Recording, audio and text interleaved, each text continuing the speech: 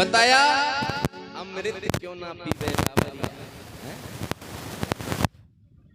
कहाँ है अमृत की कटोरी, हमें तो दिख नहीं रही, यही सोच रहे हो। अरे ये श्रीमद् भागवत ये अमृत की कटोरी है। मैंने पहले दिन बताया था देवताओं को भी अमृत के बदले में आचार्य शुकदेव ने इसे नहीं सुनाया, क्योंकि ये मुक्तिदायिनी कथा है, इससे मुक्ति प्राप्त होती है। आज समुद्र मंथन होने लगा, समुद्र में सबसे पहले जहर निकला, कालकूट नाम का जहर। और जहर क्या थोड़ा बहुत थोड़ी निकला, टनों के हिसाब से निकला, बहुत जहर निकला।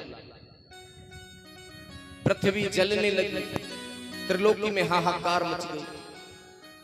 बोले महाराज जहर निकला, इसे क्या करें? अब तो देवता और दैत्य दोनों मिलकर के भगवान शंकर के पास पहुंचे। हे प्रभु, ये अमृत, इसमें से ये जहर निकला है, इस जहर को आप पान करें। आप आशुतोष हैं भोलेनाथ, कृपा करें। भगवान शंकर ने उस जहर के कटोरे को मुंह से लगाया और पी गए। मगर पीते हुए एक बात ध्यान आ गई, बोले अगर मैं इस जहर को पीऊं और अंदर ले जाऊं तो अंदर हृदय में तो मेरी राम का निवास है, गोविंद झुलस जाएंगे इस जहर से। तो क्या करें फिर इसका? भगवान शंकर ने राम नाम रूपी डिबिया में बंद कर दिया। राम नाम रूपी डिबिया कौन सी? रा कहते मुख को खोला और मां कहते बंद कर दिया, और नीचे नहीं जाने दिया, कंठ में रोक दिया। भगवान शंकर का कंठ नीला पड़ गया। आज तो महादेव का एक और नाम बन गया, नीलकंठ। बोली नीलकंठ महादेव की जय हो। नीलकंठ नाम पड़ गया भोलेनाथ। उसके बाद में चंद्रमा निकला। भगवान शंकर बोले भाई सुनो, जहर तो तुमने पिला दिया हमको, ये चंद्रमा हम मांग रहे भाई, इसे हमें दे दे। बोले महाराज आप ले लो, क्या करोगे चंद्रमा का? बोले हम अपने मस्तक पे सजाएंगे इसे, आप हमें दे दे। चंद्रमा भगवान शंकर को दे दिया। इसके बाद में मदिरा निकली। मदिरा शराब अमृत समुद्र से निकली है, 14 रत्नों में सम्मिलित है, रत्न है। पीने वालों के लिए तो बड़ी गर्व की बात है, और कह भी देते अरे 14वां रत्न है। रत्न तो उसमें से जहर भी निकला था थोड़ा, उसको भी पी के देखो। ये असुरों के लिए दी गई। ये जो मदिरा होती है ना, ये सभी अवगुणों का खान मदिरा है। शराब सभी अवगुणों की खान है। एक संत जंगल में घूमते घूमते देखा एक सुंदर बगीचा। संत ने सोचा क्यों ना इस बगीचे में अंदर घुमा जाए। उस बगीचे की चारों तरफ से दीवारें थी बहुत ऊंची। अब तो संत उसके दरवाजे पर पहुंचे और दरवाजे पर जाकर के कहने लगे भैया हमें अंदर जाना है, थोड़ा बगीचे में घूमना है। जो द्वारपाल था उसने कहा बाबा इसमें से प्रवेश नहीं। क्यों? उस बगीचे के 4 दरवाजे थे। पहले दरवाजे पर शराब वाला रहता था, शराब पियो और जाओ। दूसरे दरवाजे पर मांस वाला रहता था, मांस खाओ और अंदर जाओ। तीसरे दरवाजे पर एक वैश्या रहती थी और चौथे दरवाजे पर एक गऊ रहती थी। अब संत पहले दरवाजे पर पहुंचे, बोले भैया हमें अंदर जाना है। उसने कहा महाराज शराब पियो और जाओ। अरे राम राम, हम तो संत हैं, हम शराब थोड़ी पीते भैया। बोले तो बाबा अंदर भी नहीं घूम सकते शराब नहीं पियो तो। अच्छा, अगले दरवाजे पे पहुंचे, भैया हमें अंदर प्रवेश करना है, थोड़ा बगीचे में घूमना है। बाबा अंदर तो घूमो पर इसमें से थोड़ा सा कबाब खाओ और अंदर जाओ। बाबा बोले राम राम राम, भैया हम संत हैं, कोई कबाब खाते हैं। अगले दरवाजे पर पहुंचे जहां एक वैश्या रहती थी। वैश्या से बोले बाबा देवी हमें इसमें अंदर प्रवेश करना है। बाबा आप इसमें प्रवेश अंदर ऐसे नहीं करोगे। बोले और मेरे साथ सांसारिक कार्य करिए तब इसमें अंदर प्रवेश मिलेगा। बाबा बोले नहीं, हम तो बाल ब्रह्मचारी हैं। फिर आगे गए चौथे दरवाजे पर, वहां एक गौ को लेकर एक व्यक्ति रहता है। बाबा ने कहा भैया हमें अंदर जाना है, थोड़ा बगीचे में घूमना है। वो व्यक्ति बोला बाबा गौ में लात मारो और अंदर प्रवेश हो जाओ। अरे राम, हम तो सनातनी हैं, गावो विश्वस्य मातरः, गाय विश्व की माता है, हम नहीं मारेंगे। फिर बाबा बोले अंदर तो जाना है, कैसे जाए? बाबा ने सोचा चलो कोई बात नहीं, थोड़ी सी शराब पी लेते, किसी को पता भी नहीं पड़ेगा। अब तो बाबा शराब वाले के पास गए, बोले शराब वाले हाँ महाराज। बोले चल यार एक पैक दे दे, घूमना तो है ही भैया। बाबा ने एक पैक शराब पी। जब एक पैक पी ली तो बाबा का फिर मन किया। बाबा बोला भाई एक और बना दे। बाबा ने 2 पैक मारे। अब 2 पैक शराब पी करके बाबा उस कबाब वाले के पास पहुंचे। नशा हो गया बाबा को तो। बाबा ने कहा ए कबाब वाले, हाँ बाबा कबाब खिलाओ। खा लो बाबा। बाबा ने कबाब भी खाया। आगे पहुंचे तो वैश्या रहती है। उस वैश्या के साथ भी सांसारिक कार्य किया बाबा ने। और उस बगीचे में घूम करके और ऐसे आए जो लास्ट वाला दरवाजा है जहां गौ खड़ी है। बाबा ने गौ में भी ठोकर मारी और बाहर कितने पाप किए बाबा ने बताओ? 4 पाप किए कि नहीं किए? अगर बाबा गौ में लात मार के अंदर प्रवेश कर जाते तो एक ही तो पाप होता। वैश्या के साथ में सांसारिक कार्य करके अंदर प्रवेश हो जाते तो भी एक ही कार्य पाप होता। और मांस खाकर भी बाबा अंदर प्रवेश करते तो एक ही पाप। मगर मदरा पी ली बाबा ने तो 4 पापों को कर गए। इसीलिए कहते हैं सभी अवगुणों की खान है मदिरा। और फौजी भाई तो बड़ा अच्छा वो बताते हैं, इसका समझाते हैं। नहीं खराब नहीं है फौजी, क्या है भैया? तो फौजियों की बोतल पर लिखा रहता है RUM रम, लिखा रहता है कि नहीं? पीने वालों को तो पता है। तो उसका क्या मतलब है? उसका बड़ा सुंदर भावार्थ बताते हैं। आर यानी रेगुलर, रोजाना है। यू यानी यूज,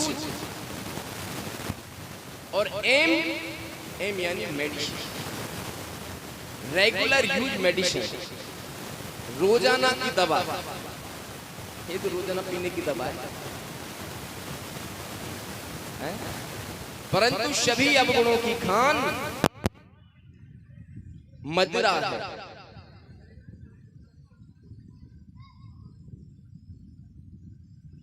इस प्रकार से समुद्र मंथन होने लगा, मदिरा निकली, मदिरा असुरों ने ले ली। इसके बाद में उच्चश्रवा नाम का घोड़ा निकला, महाराज बलि को दे दिया। ऐरावत हाथी निकला, इंद्र ने ले लिया। कल्प वृक्ष, कामधेनु गाय, कौस्तुभ मणि, देवी लक्ष्मी प्रकट हुई, भगवान विष्णु की सभा में चली गई, विवाह कर लिया। रंभा नाम की अप्सरा, पारिजात नाम का एक वृक्ष होता है, वो भी समुद्र मंथन से निकला। वारुणी देवी निकली, पंचजन्य नाम का शंख निकला। और अंत में कार्तिक के महीने में कृष्ण पक्ष की त्रयोदशी के दिन धनवंतरी जी महाराज अमृत का कलश लेकर के, जैसे ही धनवंतरी जी महाराज कलश लेकर के निकले, सभी ने देखा अमृत बाहर आ। बोली धनवंतरी भगवान की जय हो। असुरों ने जल्दी से जाकर के कलश को छीन लिया। बोले अमृत को हम पीएंगे, इसमें कोई बंटवारा नहीं, ये तो हमारा है। लेकर के कलश को भाग्य देवता देखते रह गए। देवताओं के पास और दूसरी तो कोई दवा है ना, कोई बात बिगड़ जाए तो भगवान के पास जाते हैं, प्रभु परेशानी है। ऐसे ही पहुंच गए हाथ जोड़ के, प्रभु अमृत को तो दैत्य ले गए छीन के, अब क्या करें? भगवान बोले देवताओं तुम इतनी सीधे क्यों हैं? बोले महाराज क्या करें? धनवंतरी जी महाराज आए अमृत का कलश लेकर के, इतने तो वो छीन ले गए हाथ में से। बोले चलो चिंता मत करो, आप चिंता मत करो, वो अमृत नहीं पी सकते हैं? क्यों नहीं पी सकते? जब उनके हाथ में अमृत का कलश है तो फिर अमृत क्यों नहीं पी सकते? बताया कि जहां सुमति तहां संपत्ति नाना, जहां सुमिते तहां संपत्ति नाना। हो जहां सुमति तहां संपत्ति नाना, जहां सुमिते तहां संपत्ति नाना। जहां सुमति तहां विपत्ति निदाना, जहां सुमिति तहां संपत्ति नाना। जहां सुमिति तहां संपत्ति नाना। जहां सुमिति तहां विपत्ति निधाना। जहां सुमिति तहां विपत्ति निधाना। जहां सुमति तहां संपत्ति नाना, जहां कुमति तहां विपत्ति निदाना। भगवान कहते हैं उनमें सुमति नहीं है, एकता नहीं, उनमें एका तो हो ही नहीं सकता। जहां सुमति नहीं है वहां अमृत नहीं पी सकते। और जहां सुमति होती है देवताओं, वहां हर प्रकार की संपत्ति होती है। तुम चिंता मत करो, मैं आ रहा। आज मेरे नारायण ने कितना सुंदर मोहिनी रूप धारण किया, भगवान मोहिनी बन गए। बोले मोहिनी भगवान की। इतना सुंदर रूप त्रिलोकी में कोई उनसे सुंदर है ही नहीं। जहां से दैत्य भागकर जा रहे थे वहीं गेंद से खेल रहे नारायण, उछाल रहे गेंद। असुरों की निगाह पड़ी, अरे बड़ी सुंदर स्त्री, ये वन में क्या कर रही है? और गए, देवी तुम यहाँ वन में क्या कर रही हो? बोले क्या बताऊं, कुछ नहीं, थोड़ा घूमने के लिए आई थी। अरे देवी आप तो बहुत अच्छी हैं। भगवान मुस्कुरा जाते हैं देख करके, देवताओं दैत्यों की तरफ देखते हैं और मुस्कुराते हैं, और टेढ़ी आंख से देखते हैं ऐसे करके। दैत्य बोले देवी एक काम कर दोगी हमारा? बताओ क्या काम? बोले हमारे पास ये अमृत का कलश है, हैं? तुम हम सबको बराबर बराबर अमृत पिलाओ। अच्छा, बोले ये काम तो मैं बहुत अच्छा जानती हूँ, बराबरी का काम बहुत अच्छा है। ठीक है लाओ। भगवान ने अमृत का कलश ले लिया अपने हाथ।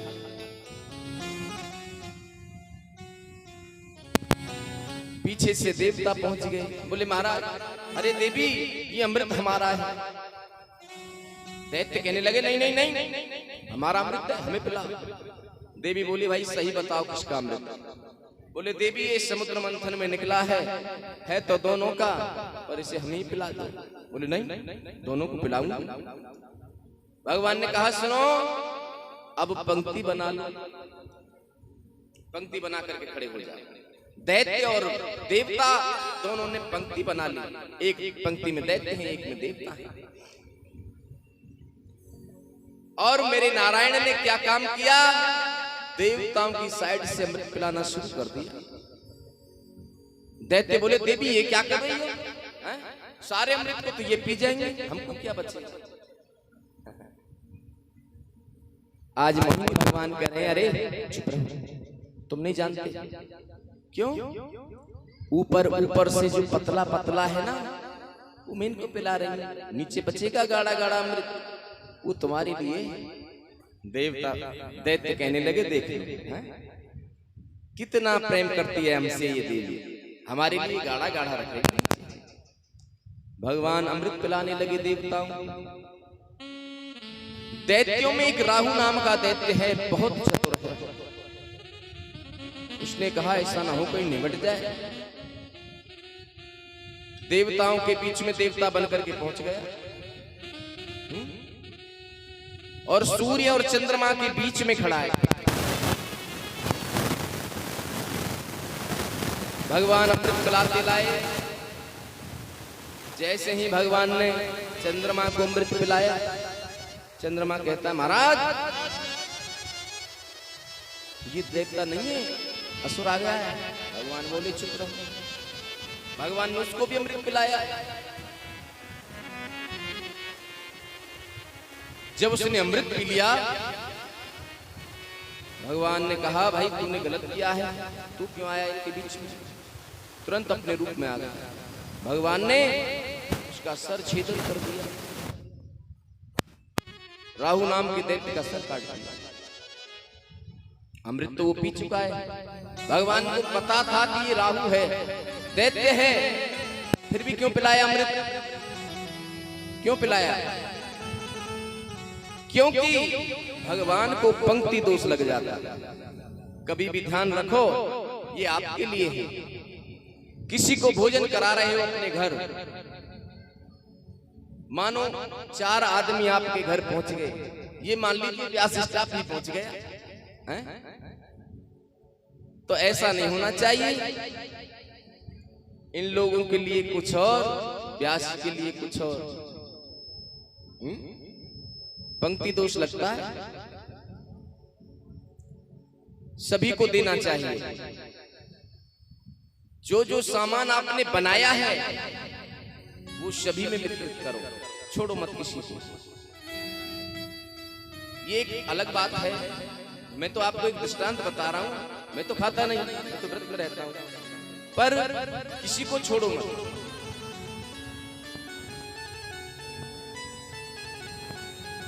अब तो भगवान नारायण ने और राहु नाम के दैत्य का वध कर दिया, सर काट दिया। अब तो तक नीचे वाला तड़फड़ाने लगा, ऊपर वाला अलग तड़फड़ा रहा है, उसमें से प्राण थोड़ी निकलेगा क्योंकि अमृत पी चुका है। भगवान ने कहा भाई सुनो, अब तुम्हारा जो होना सा वो हो गया, पर आज के बाद तुम्हारी पूजा मेरी नवग्रह में होगी, नवग्रह में पूजा होने लगी। इस प्रकार से समुद्र मंथन हुआ और भगवान मोहिनी ने सभी देवताओं को अमृत पिलाया कि मोहिनी रूप धर्यो हरि ने, बन दे बन के हित चल दई नारी, कानन कुंडल पायन नूपुर, ओढ़ लई पीतांबर साड़ी, धीरे धरे पग धीरे चले हरे, प्रेम की डोर बंधे बनवारी, देवन के सब काज समारन, मोहिनी रूप धरे गिरधारी।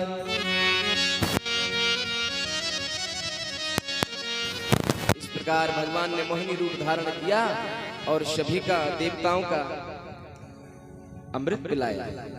आचार्य सुखदेव बोले, राजन, एक दिन शुक्राचार्य ने बलि से कहा, हे राजन,